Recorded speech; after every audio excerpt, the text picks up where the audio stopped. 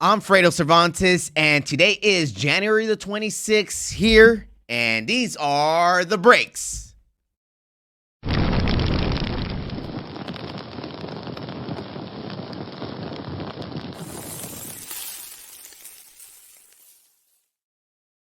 These are the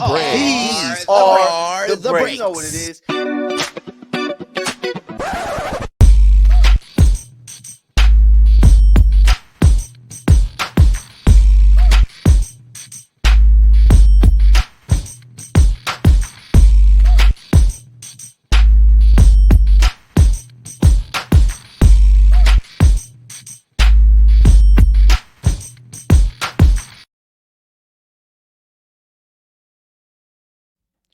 These are the breaks, and today we are back here live from the Infanity Studios on the 3-year anniversary, guys. Yes, today is 3 years since the death of the one and only Kobe Bryant and Gigi Bryant as well. And let's not forget about the others, because we did lose 9 people that day on January the 26th, 2020. We also lost baseball coach John Altobelli, his wife Carrie, and daughter Alyssa, Peyton Chester, and his mother Sarah, basketball coach Christian Mauser, and the pilot, of course, Raz Zobayant.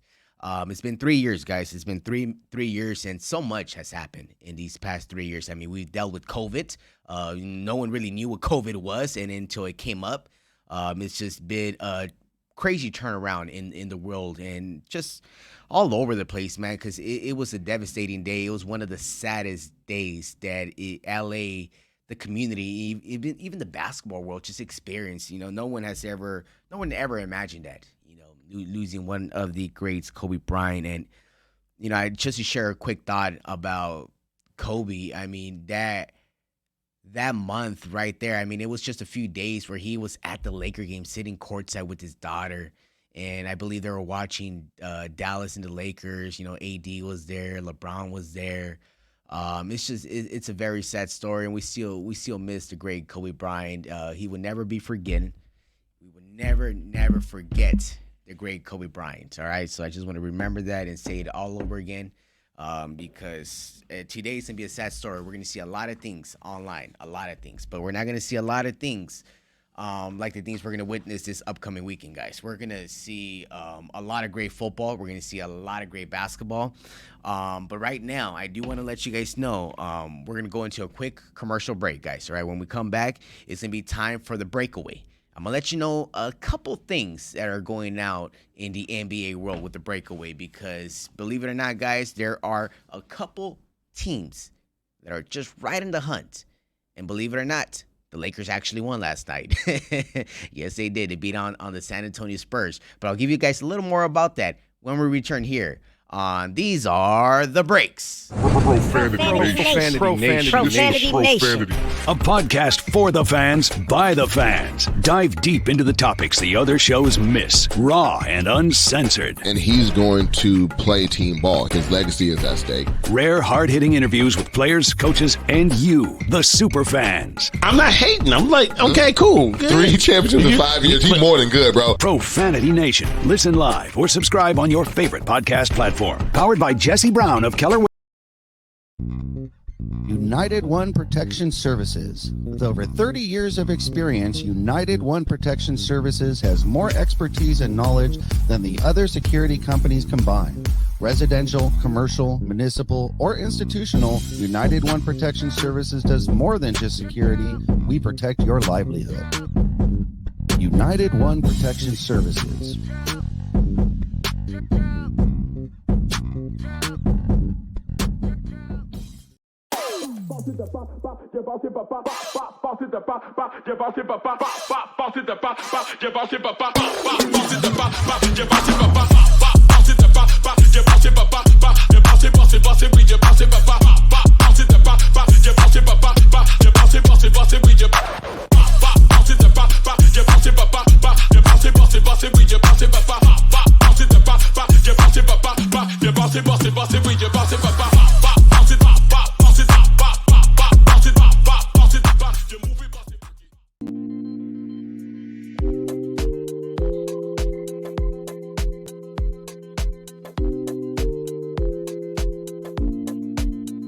It's time for the breakaway NBA news here with myself, Fredo Cervantes, guys. And yes, the Lakers returned to their winning days. They were down for a few days, but then they got back up against the San Antonio Spurs last night here at the Crypto.com Arena with a 113-104 win. And believe it or not, we had two new members, technically one, but one returned after being out for a few weeks, which is Anthony Davis, who scored 21 points, 12 rebounds in just 26 minutes of play, which was pretty okay. I guess that's the way I can put it out for now. But there was a scary moment. I believe the scary moment happened right at the half, or at the end of the third quarter, where AD went for a half-court shot that bumped into another player. Then the way he kind of came down on the other player's foot, and the way you saw Anthony Davis' foot go, I was like, no! But guess what? He got right back up. Thank the Lord he got right back up, because without him, I don't think they could have won last night, because LeBron just had an off night last night. I mean, when we want to say off night, he scored 20 points in 35 minutes. Over the past few weeks, LeBron, ever since turning the age of 38, he's been averaging about 40 points per game. I mean, honestly, I'm kind of stopping and thinking for a second. I'm like, is he doing this on purpose? Is he just trying to get the scoring title a lot quicker than expected? Because as of right now, he's about 140-some points away from breaking the all-time record and passing the great Kareem Abdul-Jabbar. And it seems like, the Lakers are facing their next game in Boston. It's going to be very exciting. Saturday night on ABC, 5:30 Pacific, 8:30 Eastern. Right after that, they go to Indiana and New Orleans. So it might happen if he goes 50-50-50 in those games, or he goes 30-30-30-30. There might be a chance that LeBron James might be able to break the record the following Tuesday at the Crypto.com Arena. It's going to be very interesting. But one little thing I want you guys to keep in mind about LeBron James and this interesting, passing the record on Kareem Abdul-Jabbar. What team did Kareem come up with in the 70s? What team did he get drafted by? Which was the Milwaukee Bucks, which is the team that the Lakers are facing in 5 games from now. So it might be, what a coincidence that the Lakers played the Bucks when LeBron passes Kareem Abdul-Jabbar. So it's going to be a very, very interesting day. But the Lakers currently sit right now at the number 13th spot in the Western Conference. And you might think like, well, damn, 13th? That's way down below. Yeah, that's pretty down below. But guess what? That only separates him by 2 games from reaching the 6th spot, which is the 6th spot where the Dallas Mavericks are currently at right now. And when we talk about the Dallas Mavericks, we know that they're no joke. We know that they're a very talented team. And for the Lakers to only be 2 games behind them kind of lets you know that the Lakers are not that far right now. They're not that far. They're doing pretty good. And let's not forget about the newest acquired player, which is Riu Hachimura.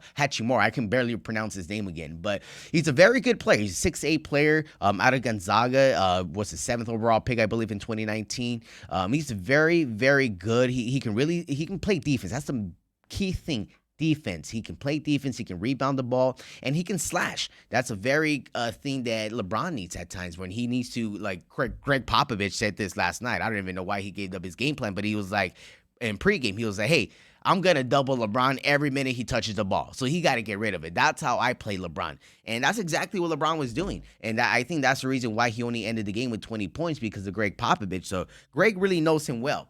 But another team and another player that had another spectacular night, another one, was Portland's trailblazer, Mr. Dame Time Lillard. I mean, when we talk about Dame Time, it's incredible how good and talented he is, because that type of player that was maybe coming out of a low-key school, where he came out of Utah, I believe. I forgot what school in Utah. He came out of small school, and he ended up coming out being the 13th overall pick in the draft. No one really knew who he was, and then for him to turn out the way he did years later, man, oh man, Damian Lillard was on fire last night, scoring 60 points, shooting 72% from the field. 72% from the field when you score 60 points. I mean, I can't even recall when Kobe scored 60 points on his last night. I forget what his field goal percentage, but I don't think it was above 50%. I don't think so. But they did beat the Indiana Pacers last night by 10 points, 134-124.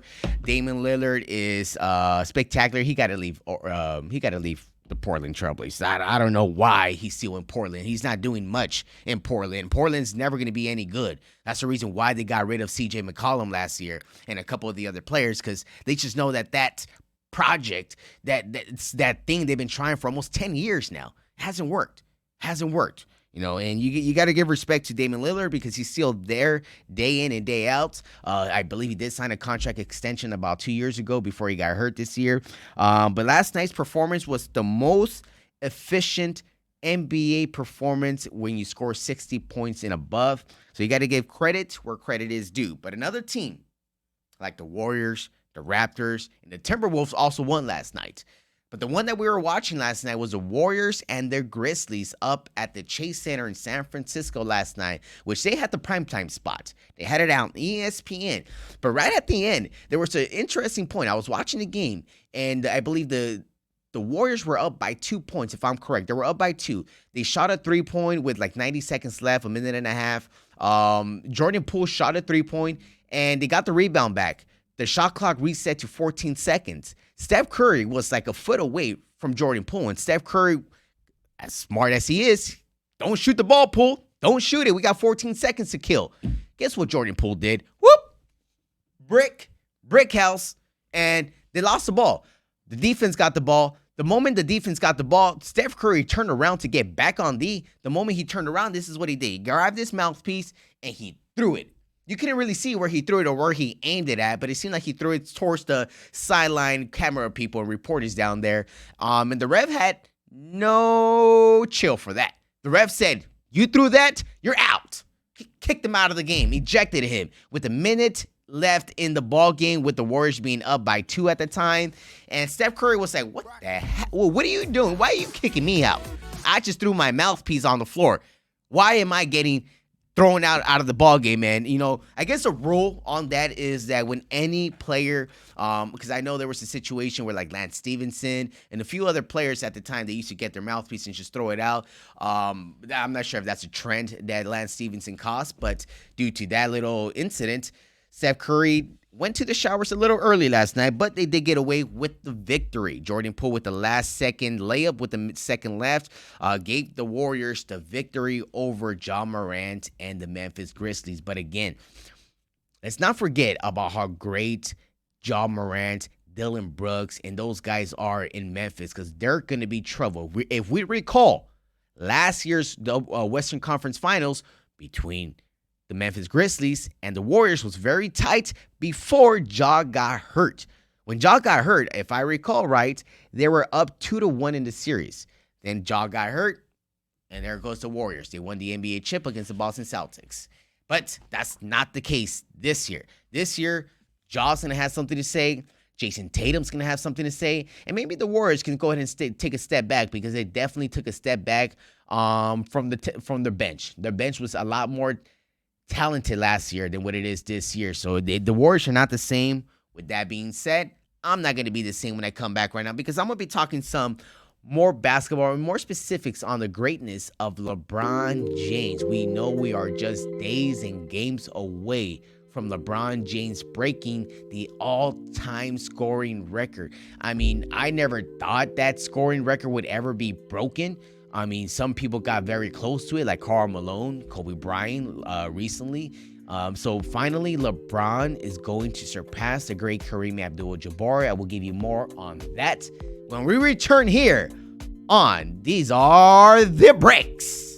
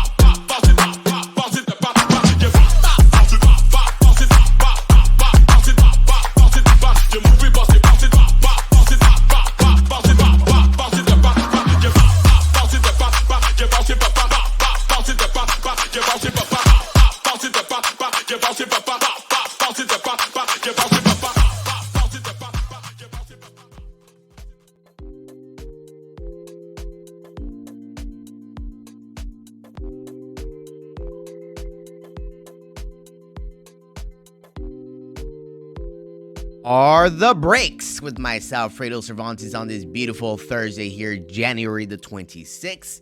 And guess what? LeBron James is the Western Conference Player of the Week. I don't know how many times he's had that in his career, but I'm guessing it's been a lot. And recently, LeBron has been scoring a lot. You know, ever since turning the age of 38, he's been averaging above 40 points per game. I don't know what is going on with them. I don't know if it's just because the Lakers don't have enough talent on the team, or LeBron is just that freaking good, or is he just that desperate to get the scoring title? Because right now he is games away from breaking the all-time scoring title that Kareem Abdul-Jabbar has held for at least almost 30 plus years. And it seems like that time might be coming to an end.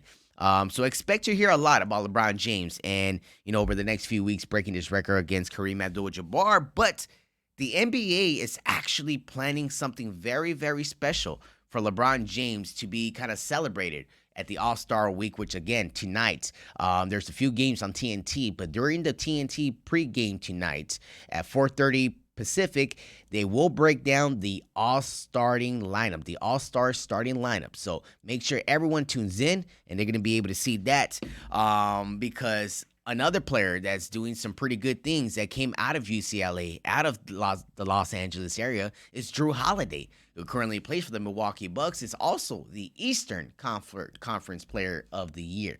Jrue Holiday is a great, great talented player. I wish he was a Laker. I mean, that's a guy who gets down on the defensive end, who can shoot the rock, and he can pass the ball. And he is a champion. He won a championship 2 years ago with Giannis and the Bucks, so you got to give that man credit. But again, another headline that's happening in the next few weeks, we're just kind of 2 weeks away from February the 9th. We're looking at the NBA trade deadline. I don't know why, but the NBA trade deadline is a lot more interesting than the NFL trade deadline and the MLB trade deadline. Because in the NBA, one move can turn the whole season around and can make you from the very bottom of the league and bring you back to the top of the league, which it seems like that's the position the Lakers are in right now. They're at the bottom, at the 13th spot. They can maybe make their way up with one good move. That one good move can come with maybe the guy Bojan Bogdanovic that's over in Detroit, who, I don't know why Detroit signed him for an extension and then now wants to maybe get rid of him. I don't know. I don't know what's going on in that Detroit front office, but that's one thing, and that's one player that might be on the move, possible move that the Lakers keep kind of eyeing out there. But that's the question. Will the Lakers make another move? They made their move a few days ago and bringing Hachimura from the Washington Wizards and sending Kendrick Nunn. And just want to say thank you, Kendrick Nunn, for the time that you spent with us all year long in the bench last year. And in this year, you played with us for about 20-some games. Pretty good, but not as what the Lakers expected. But the question remains on Rob Pelinka. A lot of people want to criticize Rob Pelinka, the GM of the Lakers, former agent of Kobe Bryant as well. Will Rob look to add more pieces to the team, or will he stand still where he is right now? I personally think I wouldn't mind standing still right now if I was Rob Pelinka, because you're looking at what Russell Westbrook, AD, and LeBron can look with Russell really coming off the bench, because the experiment that the Lakers have done with Russell Westbrook coming off the bench has been really with AD going in and out of the lineup. So you haven't really seen the consistency of AD, LeBron starting the game, putting up their numbers and, looking at the rotations. And that's one of the things that head coaches get slammed for, and they don't give that credit as well when their players are hurt and they got to make lineup adjustments, who's going to play more minutes, this person, the rotations. As a coach, you already have things in mind when you come into the season. You're like, okay, I got a full roster. This is the way my rotation's going to be. But once people start getting hurt, more minutes start going to this guy starts missing more shots, this guy cannot handle the pressure. You get so much chaos.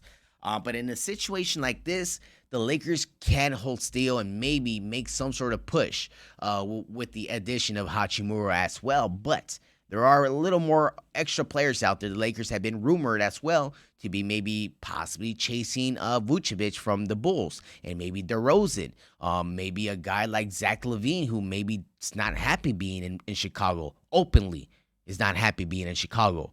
Zach LaVine was a former UCLA star, grew up here in Los Angeles as well. So that's another guy that the Lakers might be able to keep an eye out. But one interesting piece that I read yesterday, and it was on ESPN.com, Kyrie Irving is still waiting to become a free agent this season to possibly come to the Lakers and team up with LeBron. When I read that article, I was like, damn, that conversation is still going on since last summer.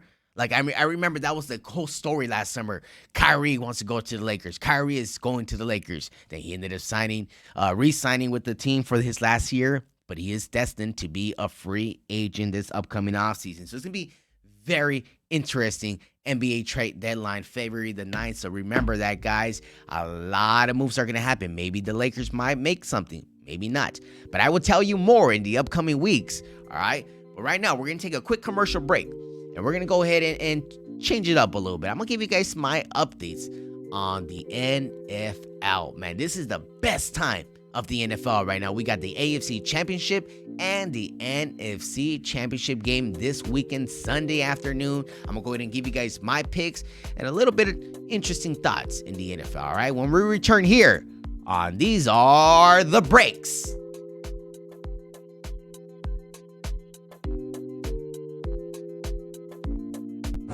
Profanity Nation.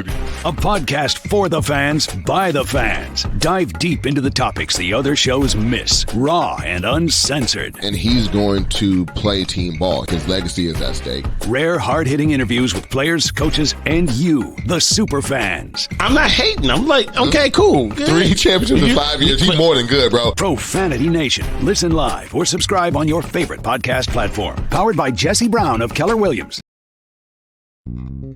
United One Protection Services. With over 30 years of experience, United One Protection Services has more expertise and knowledge than the other security companies combined. Residential, commercial, municipal, or institutional, United One Protection Services does more than just security.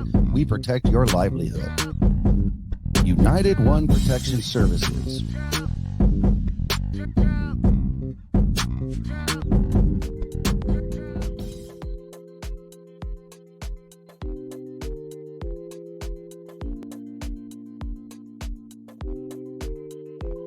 Here on the breakdown with the NFL news, I'm going to go ahead and give you right now, guys, what a great weekend it was this past week, because I told you guys, and if you guys recall, I told you that Cincinnati was going to beat the Buffalo Bills. I just had a feeling that Josh Allen and the Bills, this was not their year.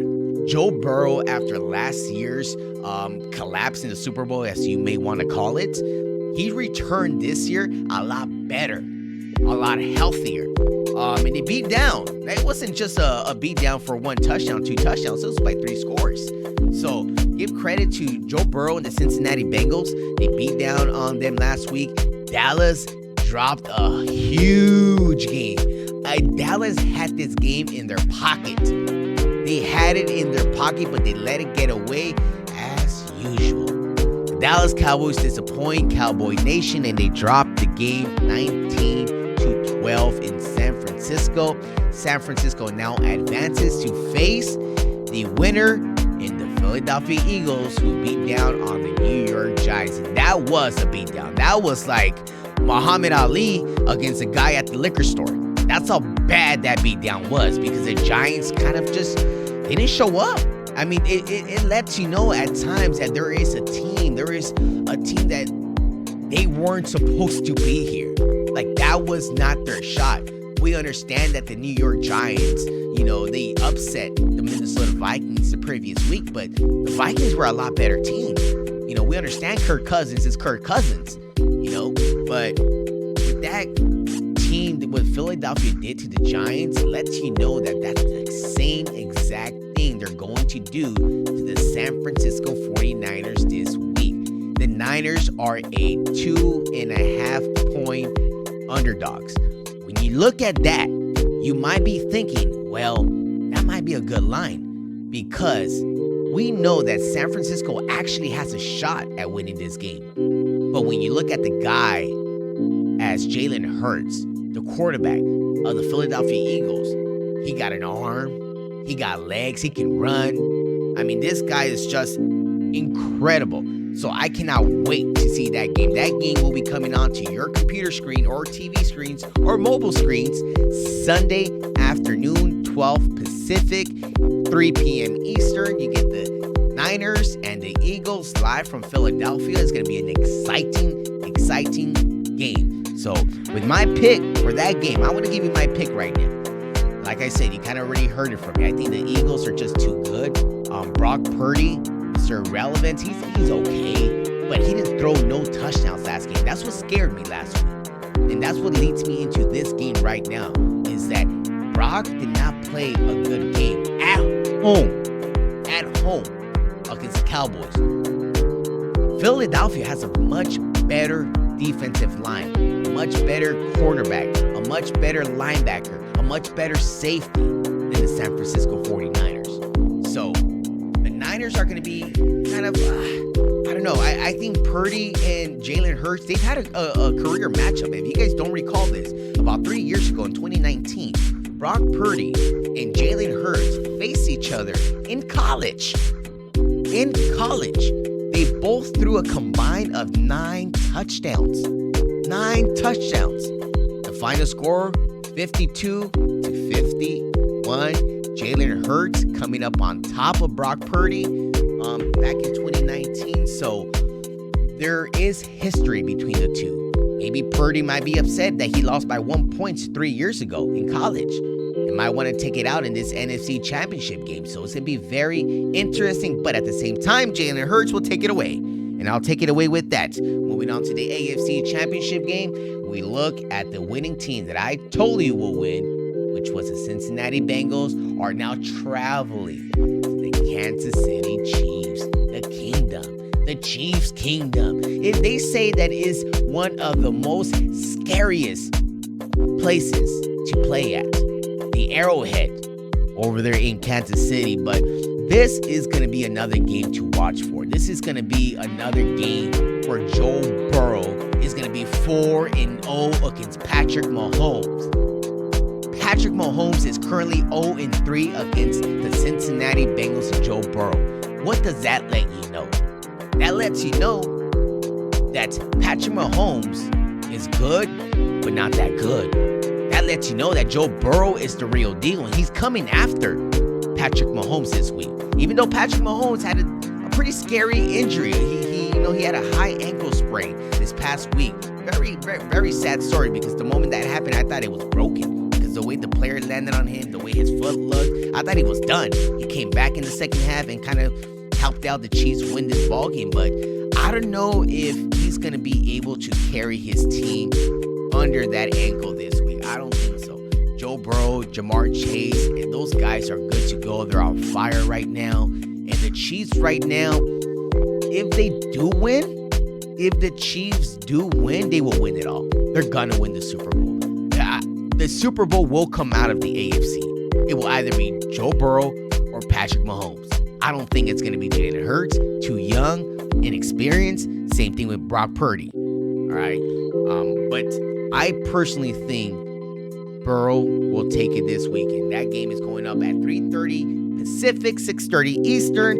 Very interesting. But one crazy question is, like, the backup quarterback. Like, he's going to get a shot to possibly make it to the Super Bowl after his starting quarterback gets hurt. Like, that doesn't happen often, but when it does, it gets very interesting afterwards, because now people are fighting for a starting job. Now whether they're going to ship the other 2 guys, because believe it or not, Brock Purdy is their 3rd string quarterback.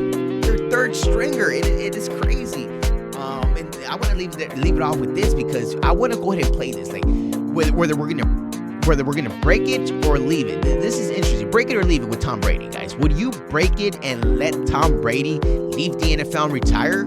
Or is he going to stay? He's going to stay and play another year. Like, break it or leave it. I think he's going to leave it. I don't think he's going to play again. Did you see how bad he looked this past game? When the Cowboys beat him in Tampa Bay? It was awful. And believe it or not, when I saw his age again, I for a second thought he was only 43, 42. But the man's almost 46 years old. I don't know what the hell he's doing right now, but he's doing something incredible, but I think after his divorce, all this drama, I don't think he's going to play again in the NFL. That's my thing. Is that going to hurt his legacy? Kind of a little bit, yes. It's going to hurt his legacy because he's a 7-time Super Bowl champion. Of course, no one can take that away from him. But one thing you can take away from him is something that he had. I mean, he had this persona. He was this kind of athlete that so good at every moment of his life. He was so good. Last year, declining. That's exactly what's going on with them right now. Just declining. But one thing that's not going to be declining is going to be this show, because these are the breaks. It's only going up and up and up. You can catch us every single Tuesday and Thursday here on the Infanity Studios. Of course, you can also catch me on Monday Night Fredo every single Monday, 8 o'clock. Don't forget that, all right? And again, I just want to say my last 2 words. Rest in peace, Kobe Bryant and Gigi Bryant. Man, we will never forget you guys and the 7 others that also lost their lives that day 3 years ago. We miss you, Kobe Bryant, and hopefully things get a lot better here in the city of Los Angeles. We won't forget you guys, and we'll see you guys next week.